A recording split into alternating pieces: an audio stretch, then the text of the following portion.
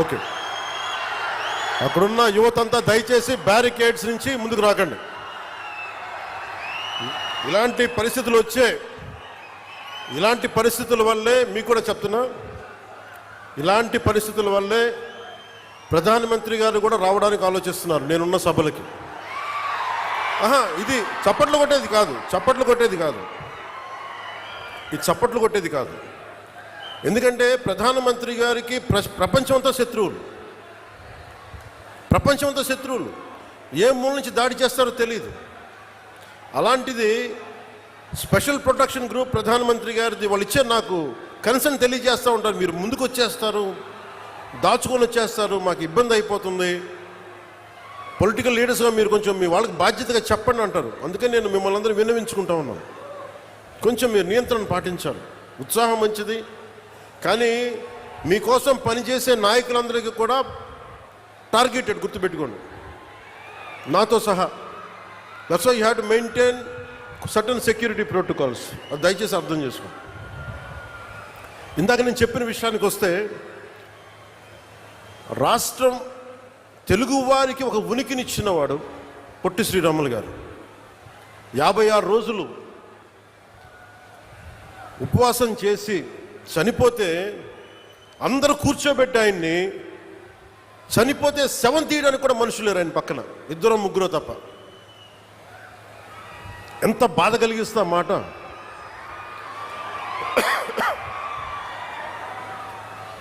మన ఘంటసాల గారు, కీర్తిశేషులు ఘంటసాల గారు వీళ్ళందరూ కూర్చొని ఆయన్ని తీసుకొచ్చి ఇక్కడ ఖననం చేశారు. అలాంటి వ్యక్తికి ఎప్పుడు నా గుండెల్లో ఉంటారు, మనందరూ గుండెల్లో పెట్టుకోవాల్సిన వ్యక్తి. తెలుగు జాతి, తెలుగు ఆత్మగౌరవం అని మాట్లాడటానికి మూలకారకుడు అమరజీవి పొట్టి శ్రీరాములు గారు. దానిని మనం పెద్దల నుంచి పిన్నల దాకా ఇది గుండెల్లో పెట్టుకోవాలి. ఒక్కొక్క నాయకుడికి కులం అంటగడితే మనం కులాల సమూహంలా ఉంటాం తప్ప భారతీయులకైతే మనం ఎప్పటికీ ఉండలేం. అంబేద్కర్ గారికి కులం అంటగట్టలేం. కొంతమంది ఎక్కువ ప్రేమించవచ్చు, అది వేరే విషయం.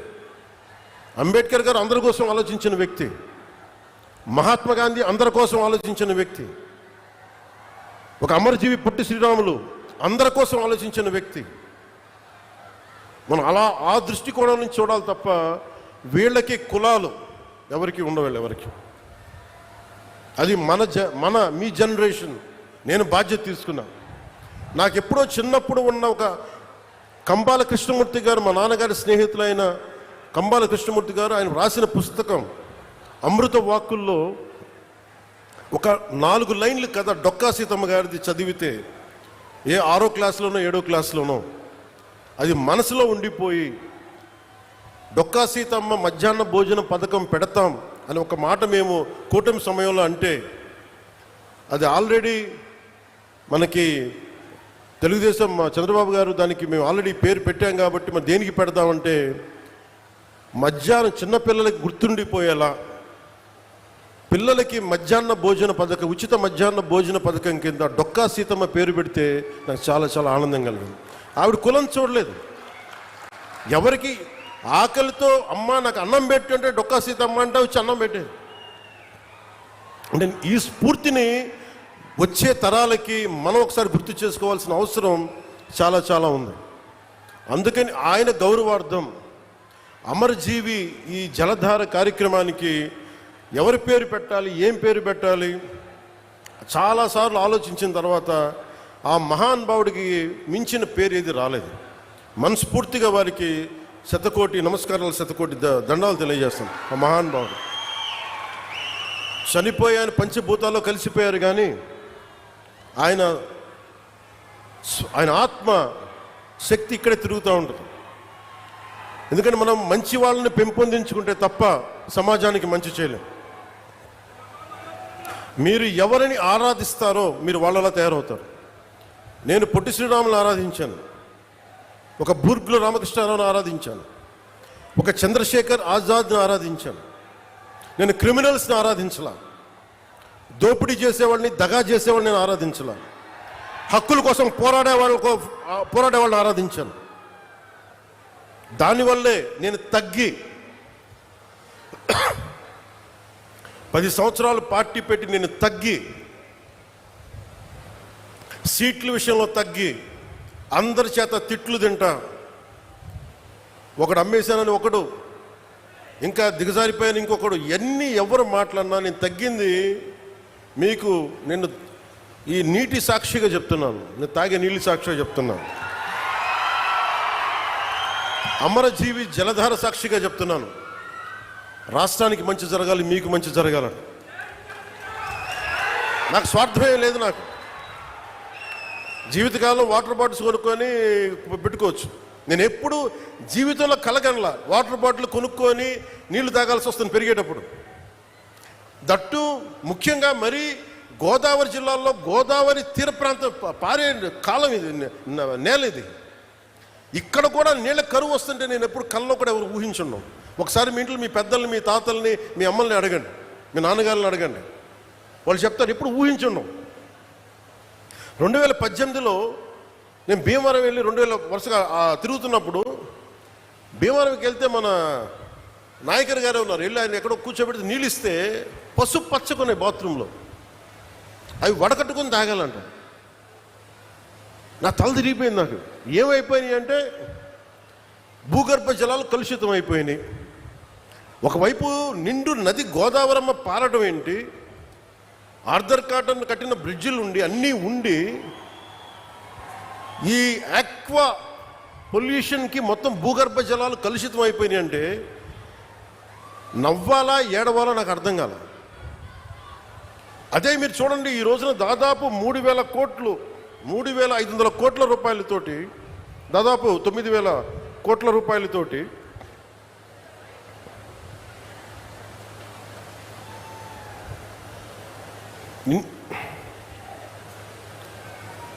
$9,000 ఇది ఎంత బడ్జెట్? ఇది 9 what is the budget? 9 budget ఎంత ఉంది?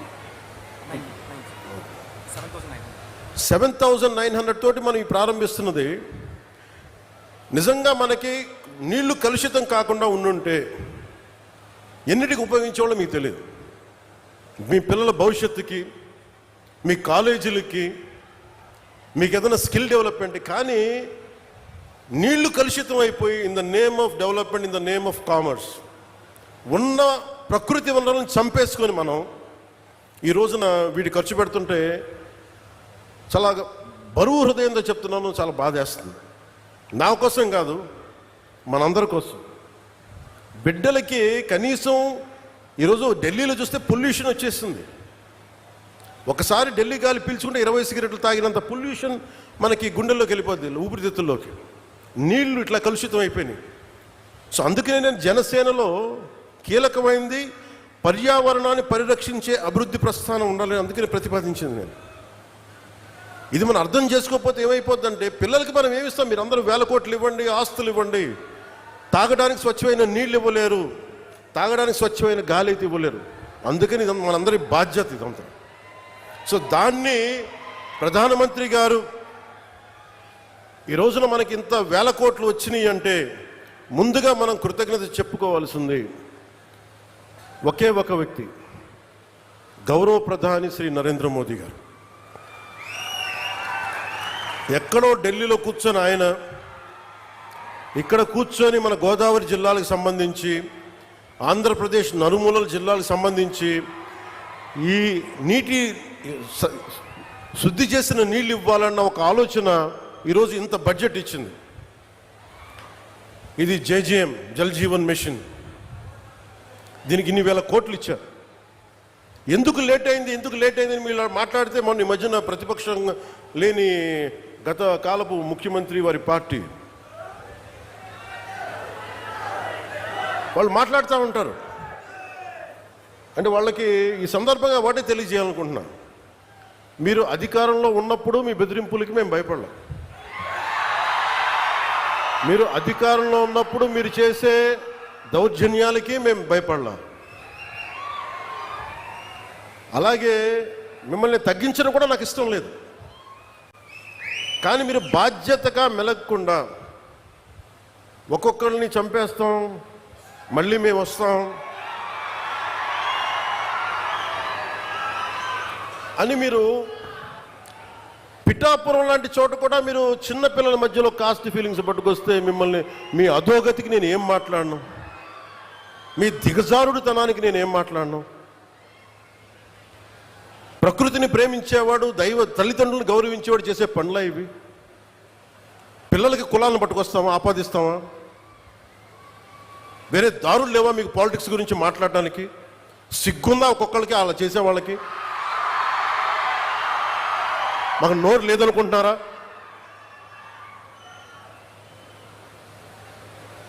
కూర్చొని మీరు కాంట్రాక్ట్లు వేస్తే కాంట్రాక్ట్లు వేసిన వాళ్ళందరినీ మేము బెదిరించేస్తాం, జైల్లో పెడతామంటే ఏమనుకుంటున్నారా మీరంతా?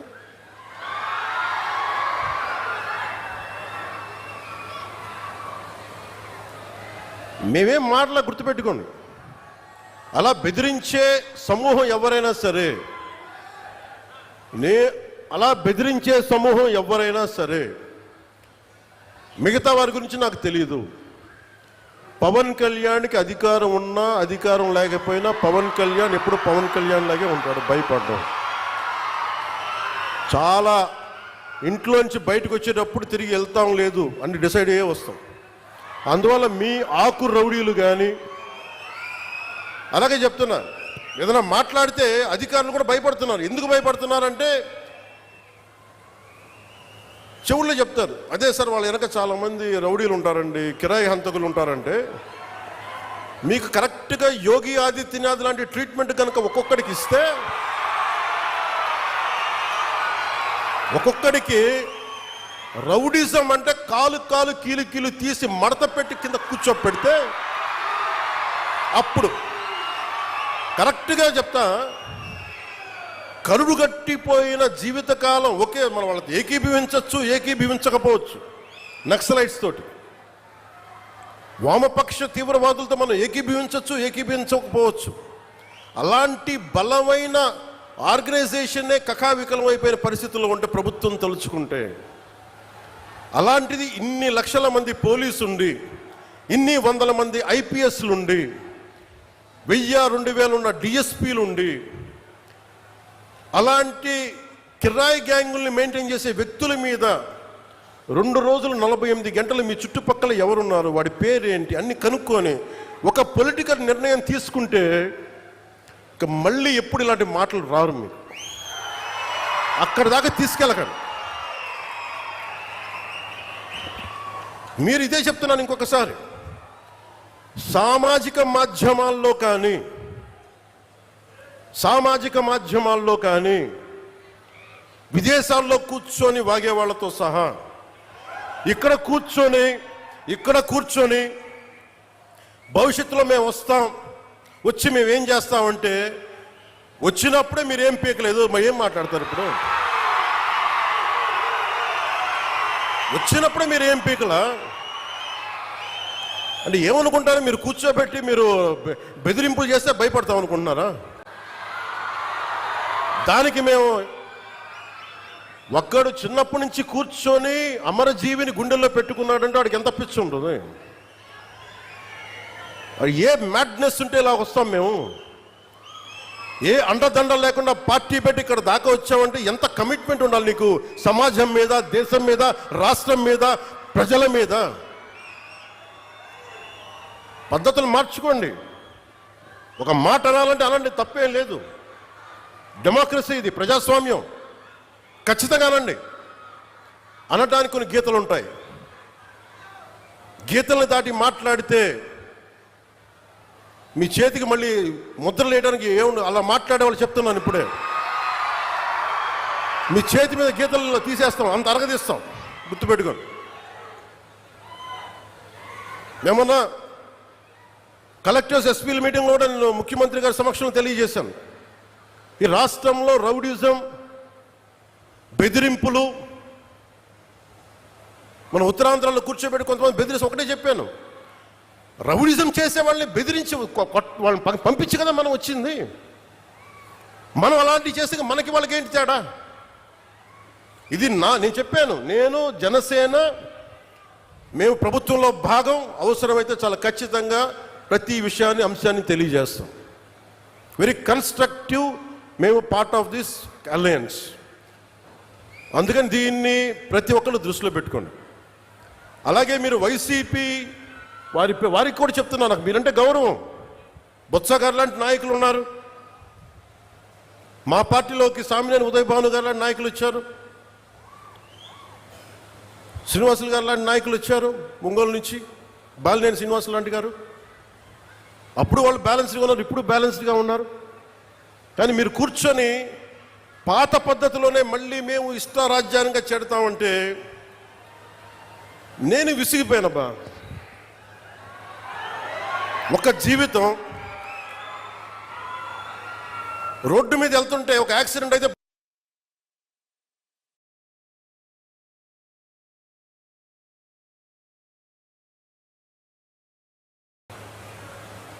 అలాంటిది ఒక ఆశయం కోసం నా ప్రాణం పోతే నాకు ఓకే. కానీ పోయే ముందు చాలామంది తాట తీసేస్తానని చెప్తున్నాను, గుర్తుపెట్టుకోండి. ఒళ్ళుపై తెలియకుండా, బాధ్యత లేకుండా, అడ్డగోలుగా మేము చేసేస్తాం ఏదైనా, మొత్తం తీసి రోమం తీసి కింద కూర్చోబెడతాం, గుర్తుపెట్టుకోండి. మిమ్మల్ని మీ చేత చప్పట్లు కొట్టించుకోవడానికో అరుపులుగా నేను చెప్పట్లేదు, ఇది వేదంతో చెప్తున్నాను. ఇది వేదనతో, బాధతో. ఒక్కళ్ళు మాట్లాడలా, మనకి రాష్ట్ర విభజనప్పుడు ఒక్క ఎంపీ కూడా మాట్లాడలా. రాష్ట్ర విభజన జరిగితే మాకు వచ్చే నష్టం ఏంటి మాట్లాడలా. జరగకూడదు అని వెళ్ళారు. ఒక్కడెళ్ళి కూర్చొని ఎంపీల్లో మాకు ఈ నష్టం వస్తుంది మాట్లాడడానికి భయం, కొడతారో లేదు వ్యాపారాలు పోతాయేమోనని. అంత దరిద్రపు గొట్టు బతుకులు ఎందుకు మనకి? ధైర్యం లేని సమాజం ఎందుకు? ధైర్యం లేని నాయకులు ఎందుకు? సిగ్గుండాలి కదా మనకి. అరే ఒకడు కూర్చోబెట్టి 56 రోజులు మొత్తం కడుపు కాలి ఏడుస్తాం. అతనికి కడుపు మంటకి భరించలేక బంకబట్టి గుడ్డ కట్టుకొని బట్ట కట్టుకొని కానీ కడుపు నిండా పెట్టుకొని ఏడిస్తే అతని ప్రాణత్యాగం మీదకు వచ్చింది. అలాంటి రాష్ట్రానికి అన్యాయం జరుగుతుంది, ఒక్కడు మాట్లాడేంటి? నాయకులు చేసిన తప్పులకి ప్రజలను ఎలా శిక్షిస్తారు? ఆ కోపం ఎవరికి ఉండద్దా? మనలో మనం కొట్టేసుకుందామా కులాల కింద? అమరజీవి జలధార వస్తే ఒక కులానికి వస్తాయి ఆ నీళ్లు. ఈ వేదిక పైన అంతా ఒక కులమా? పనిచేసే వాళ్ళంతా ఒక కులమా? ఏం మాట్లాడతారు ఒక్కొక్కళ్ళు? కులాల సమూహంతో కూర్చోబెట్టి కొట్టుకుంటాం, కానీ సమిష్టిగా ఇది ఆంధ్రప్రదేశ్, ఇది భారతం, ఇది భారతదేశం అని లేదే ఎవరికి. నాయకులు కూడా కావాలని అదే కోరుకుంటా ఉన్నా. నేను ట్రాన్స్పరెంట్గానే పట్టుకొచ్చాను. 10,000 మందికి ఏకదాటిని ఇచ్చానంటే నా కులపోళ్ళని ఇచ్చానా? నేను ముక్కుముఖం తెలియదు నాకు ఒక్కొక్కళ్ళది. నేను ఒకటే చెప్పాను, వెరీ స్ట్రిక్ట్ పాలసీ. నేను 20 మందిని ట్రాన్స్ఫర్ చేయగలను నా పరిధిలో. Very clear cut instruction. ఒక లంచం ఉండకూడదు. వారికి ఇప్పించాం 10,000 మందికి, ఒక 10,000 మంది పైచులకు పైగా అట్ వన్ గో. ఇంతకుముందు అదే దానికి రేట్ కార్డు ఉండేది గత ప్రభుత్వంలో. ఈ కార్డు ఇవ్వాలంటే 30,000, దానికి 5,000, 15,000, పారం 60,000, దానికి ఒక 60 కోట్లు 70 కోట్ల ఆదాయం మళ్ళీ దానికి. అవన్నీ తీసేసాను కదా. ఈరోజు రోడ్లు ఎందుకు వేస్తున్నారు?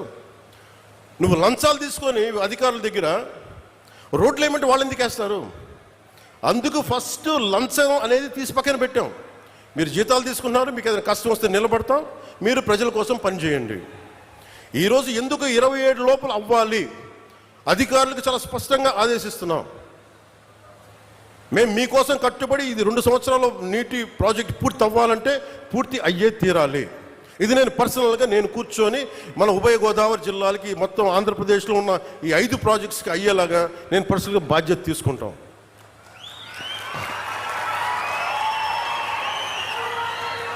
మీరు ఊహించుకోండి, నా స్వార్థం వదులుకోకపోతే, నన్ను నేను తగ్గించుకోకపోతే 3,500 కోట్ల రూపాయలతోటి పల్లి పండుగ 1.0 చేసేవాళ్ళమా?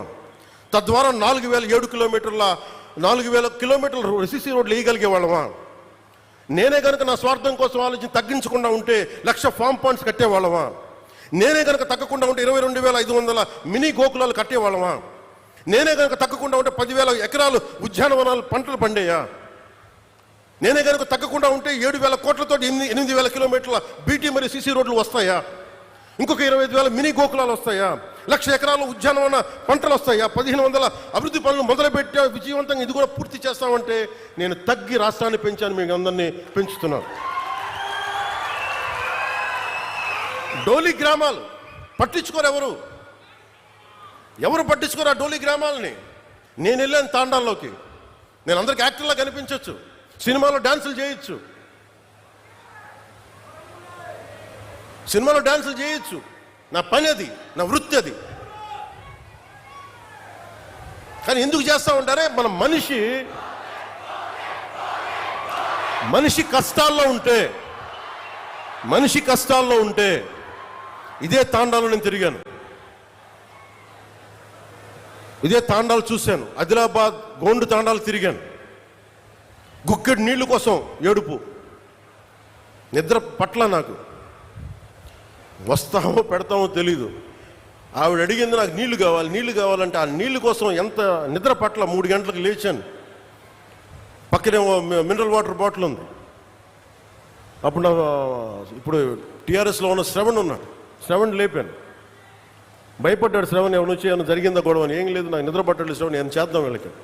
అప్పటికప్పుడు కూర్చోబెట్టి మళ్ళీ తాండాలకి వెళ్ళి వాళ్ళకి ఒక బోరింగ్ వేయించి వాళ్ళకి. ఇది ఎందుకు చెప్తానంటే మన స్థాయిలో మనం ఎంత చేయగలం అంతే చేద్దాం. ఆ రోజున ఒక చిన్నపాటి కుగ్రామానికి నా సొంత నిధులతో, కొంతమంది స్నేహితుల సహకారంతో ఒక బోర్ వేస్తే నీళ్లు తేగలిగాం. ఈ రోజున అదే మదనపడి ఈ రోజున అమరజీవి జలధార ఒక దాదాపు 1 కోటి మందికి పైగా దాహం తీర్చుంది. ఇంటెన్సిటీ ఒకటే, థాట్ ఒకటే, ఇంటెంట్ ఒకటే. ఆ రోజు ఒక చిన్న గ్రామానికి చేసాం, ఈ రోజున కొన్ని ప్రాంతాలకు చేస్తున్నాం. సో దీన్ని బట్టి మీరు అర్థం చేసుకోండి, మనసు మారలేదు ఎప్పుడు. అలాగే ఈ తీసుకున్న కాంట్రాక్టర్స్ ఎవరో కూడా నాకు తెలియదు, వారికి కూడా నా విన్నపం సభాముఖంగా, ప్రధానమంత్రి గారు, జలశక్తి మినిస్టర్ ఆర్ఆర్ పాటిల్ గారి ద్వారా వారు కొన్ని విషయాలు తెలియజేశారు, మీ దృష్టి కూడా తీసుకురావాలి. గతంలో ఏం చేశారు వీళ్ళంటే, జల్ జీవన్ మిషన్ డబ్బులో ఎంత డబ్బు ఉండిందంటే, జల్ జీవన్ మిషన్లో హర్ ఘర్ జల్, ప్రతి ఇంటికి రక్షిత మంచినీరు ఇవ్వాలంటే ఏం చేయాలి? వీళ్ళు ఏం చేస్తారు, మేము అన్నిటికీ 24 లక్షలు ట్యాప్లు ఇచ్చారు. ఎలా ఇచ్చారు? ప్లాస్టిక్ పైపులు ట్యాపులు కొని వేస్తారు, నీళ్ళు ఇవ్వలేదు వాళ్ళకి. నీళ్ళు ఎక్కడి నుంచి పట్టుకొస్తారు? లేవు. అసలు ఎక్కడా కూడా మేము ఇన్ని వేల కోట్లు ఇస్తామంటే, కేంద్ర ప్రభుత్వం చాలా గొప్పగా ఉంటాయి వాళ్ళ ఆలోచనలు. వాళ్ళు ఏం చెప్పారంటే, ఎక్కడైతే రక్షిత మంచి రిజర్వాయర్ వాటర్ ఉందో దాని నుంచి మీరు లైన్లు తీసుకొని మీరు వీటికి డబ్బులు, వీటికి మీరు ఇంటింటికి ఇవ్వండి, కనీసం ఇంటికి 55 లీటర్ల నీళ్ళు ఇవ్వండి, తాగునీరు. ఇది వాళ్ళ ప్రోగ్రాం. కానీ వాళ్ళు ఏం చేశారంటే, కొన్ని గ్రామాల్లో కొన్ని చోట్ల పైపులే కదా, మేము ఇంటికి ఇంత ఇచ్చేసామని చెప్పి పైపులు ఇచ్చేశారు, నీళ్లు కనెక్షన్ లేవు, అరాకొరగా వదిలేశారు. దాదాపు ఎంత శాతం దుర్వినియోగం అయిపోయిందని మీకు చెప్పలేండి, కడుపు మండిపోతుంది. ఇవన్నీ చూసి ప్రధానమంత్రి గారి దగ్గర నుంచి ఏమొచ్చిందంటే, జలశక్తి మినిస్టర్ నుంచి, మేము ఎందుకు కంటిన్యూ చేయాలి ఇది? మేము ప్రజల కోసం మేము డబ్బు ఇస్తుంటే ఇలాగ అడ్డగోలుగా మీరు నిర్లక్ష్యంగా చేస్తే మేము ఎందుకు ఇవ్వాలి డబ్బులు? వాళ్ళని కన్విన్స్ చేయడానికి పట్టింది. ఇందాక శ్రీనివాస్ వర్మ గారు చెప్తున్నారు, తపన పడుతున్నారంటే, మీరు డబ్బులు ఇస్తే మళ్ళీ మీరేం చేస్తారో, తినేస్తారేమో. వాళ్ళని కన్విన్స్ చేయడానికి నేను చెయ్యని ప్రయత్నం లేదు. గౌరవ ముఖ్యమంత్రి చంద్రబాబు గారు కానీ చేసిన తర్వాత, అడవి తల్లి బాట తర్వాత, లేదు వీళ్ళు జెన్యూన్గానే చేస్తారు, ఎంత నేను పర్సనల్గా తెలిసినప్పటికీ మీ పెర్ఫార్మెన్స్ ఎలా ఉంటుందో అని నమ్మిన తర్వాత ఈ రోజున ఇన్ని వేల కోట్లు వస్తున్నాయంటే దానికి మీరు నమ్మి గెలిపించారు, మేము నమ్మి మీకోసం పనిచేస్తాం. అదే ఈరోజు కదిలించింది. 1,005 కోట్లతోటి 625 గిరిజన గ్రామాలకి 1069 కిలోమీటర్ల శ్రీకారం చుట్టాం. ఇవన్నీ చెప్పిన తర్వాత ఎవరి డ్యూ రికగ్నిషన్ వాళ్ళకి ఇచ్చాం. ప్రధానమంత్రి గారి సహకారం లేకపోతే ఈరోజు మేమేం చేయలేం. అలాగే ఒకవైపు చంద్రబాబు నాయుడు గారి అనుభవం, ముఖ్యంగా ఆయన ఫినాన్షియల్ అండర్స్టాండింగ్, ఆర్థిక దుస్థితిని ఎలా సరిచెయ్యాలి ఆయనది అపారమైన అనుభవం. ఆ అపారమైన అనుభవం వల్లే ఉన్న తక్కువ వనరుల్ని ఎంత ఇంపాక్ట్ఫుల్గా ఎంత ఎఫెక్టివ్గా వాడాలి అనేది వారి అనుభవం చాలా చాలా చాలా పనిచేస్తుంది. నేను ఏ ఆశయం కోసం అయితే 3 పార్టీలు కలవాలనుకున్నానో దానికి ఈరోజు మన ప్రాజెక్టే నిదర్శనం. ఈరోజు ఈ అమరజీవి జలధార దానికి అదే నిదర్శనం. ఈరోజు మనం ఎక్కడ చూపించలా, మనం ఎక్కడా కూడా నిలబడ్డాం, మనం ఎక్కడ కూర్చోబెట్టి కాంప్లసెంట్ యాటిట్యూడ్గా ఎక్కడ చూపించలేదు, మనం ఎక్కడ భయపడం. అలాగే కాంట్రాక్టర్స్ కూడా చెప్తా ఉన్నాను, అధికార యంత్రాంగానికి కూడా మీ సమక్షంలో సూచిస్తున్నాను. రోడ్లు వేసేటప్పుడు కానీ నాణ్యత లోపించిన, అలాగే రేపొద్దున జేజేఎం వర్క్స్లో అమరజీవి జలధార చేసేటప్పుడు నాణ్యత లోపించిన దీని మీద చాలా స్ట్రిక్ట్ అండ్ స్ట్రింజెంట్ పనిష్మెంట్ ఉంటుంది. ఎంత పెద్ద మనసుతోటి అడగకుండా, నాకు ఎవరో కూడా కాంట్రాక్టర్స్ తెలియదు, నాకు వాట్ ఎవర్ ద ప్రాసెస్ మీరు చేసుకున్న సంబంధం లేదు, కానీ నాకు మటుకు క్వాలిటీ పైప్ లేయింగ్ కావాలి, క్వాలిటీ రోడ్లు కావాలి. ఇది చాలా క్లియర్ కట్ ఇన్స్ట్రక్షన్స్ ఇస్తున్నాను పంచాయతీరాజ్ శాఖ ఉన్నతాధికారులందరికీ. ఎక్కడ కూడా మేము కల్పించుకోం.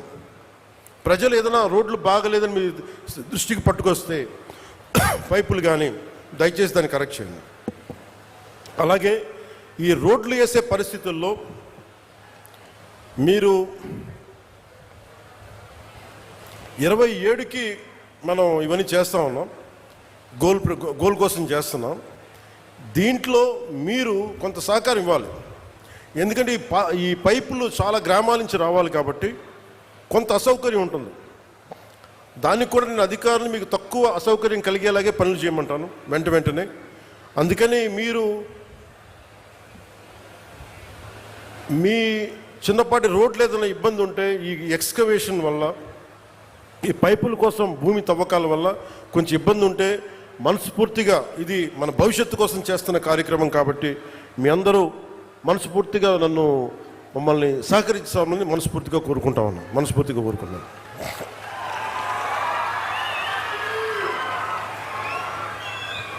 అలాగే మన రాజోలు వెళ్తే శివాలయానికి ఎదురు నేను చేయమన్నారు.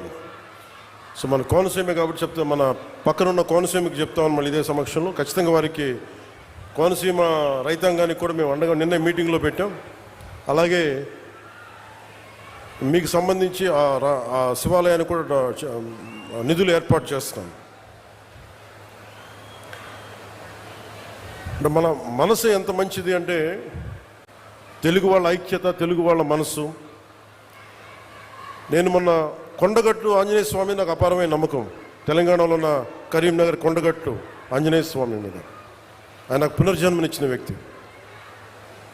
ఆయనకి అక్కడ దర్శనానికి వెళ్తే వారు అడిగింది, నాకు అక్కడ ఉన్న భక్తులు కానీ ఆలయ నిర్వాహకులు అందరూ అడిగింది, ఆంజనేయ స్వామి ఆలయంలో భక్తుల సౌకర్యార్థం 2000 మందికి సరిపడా దీక్ష విరమణ మండపం కావాలి.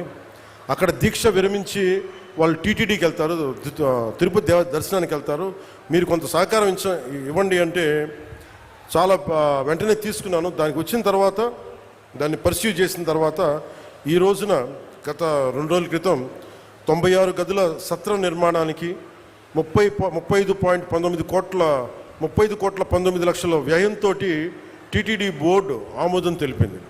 దీనికి గౌరవ ముఖ్యమంత్రి శ్రీ నారా చంద్రబాబు నాయుడు గారికి, TTD chairman Shri B R Naidu గారికి, పాలక మండలి సభ్యులకి, అధికారులకి, అలాగే TTD executive officer Shri Anil Kumar Singhal గారికి, అడిషనల్ ఈవో శ్రీ వెంకయ్య చౌదరి గారికి, joint executive officer Shri Veerabrahmam గారికి, అలాగే ఈ ప్రాసెస్లో ఉన్న నిలబడ్డ టీటీడీ బోర్డు సభ్యులందరికీ, ప్రతి ఒక్కరికి, పాలనా మండలందరికీ పేరు పేరున నా మనస్ఫూర్తిగా నా హృదయపూర్వక ధన్యవాదాలు తెలియజేసుకున్నాను. అలాగే తెలంగాణలో ఉన్న భక్తులందరికీ కూడా మీరు దీక్ష విరమణ చేసిన తర్వాత తిరుమలకు వెళ్ళి వెంకటేశ్వర ఆలయం మీ దర్శనం మరింత సౌకర్యార్థంగా ఉండాలి మనస్ఫూర్తిగా కోరుకుంటూ.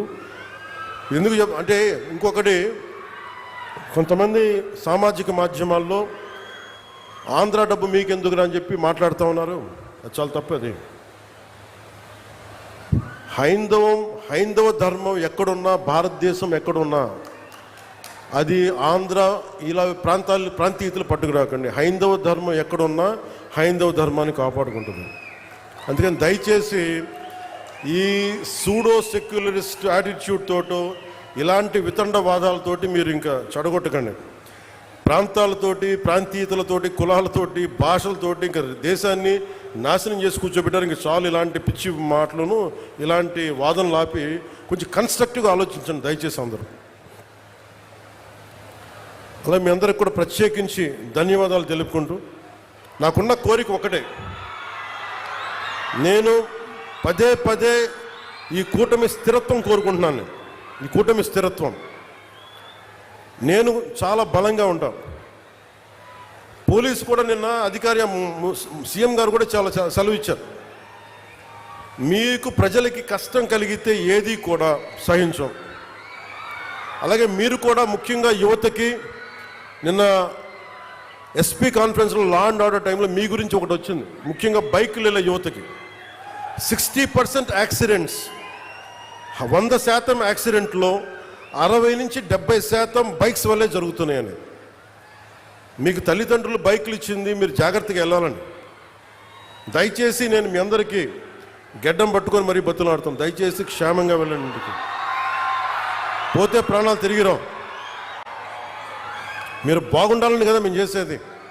అందుకని అలాగే మా ఆడపడుచులకి, మా అక్క చెల్లెళ్ళకి, యువతులకి మీ గురించి ప్రత్యేకంగా మీకు ఎప్పుడు అండగా ఉంటాం. మీ కాళ్ళ మీద నిలబడగలిగేలా ఎంఎస్ఎంఈ పాక్స్ ఇవన్నీ వస్తూ ఉన్నాయి. మాకు కొంచెం మరింత సమయం ఇచ్చి ఎప్పుడు మాకు తోడ్పాటునివ్వాల్సిందిగా మనస్ఫూర్తిగా కోరుకుంటూ, నిరంతరం మీ సేవలో పవన్ కళ్యాణ్. జై హింద్.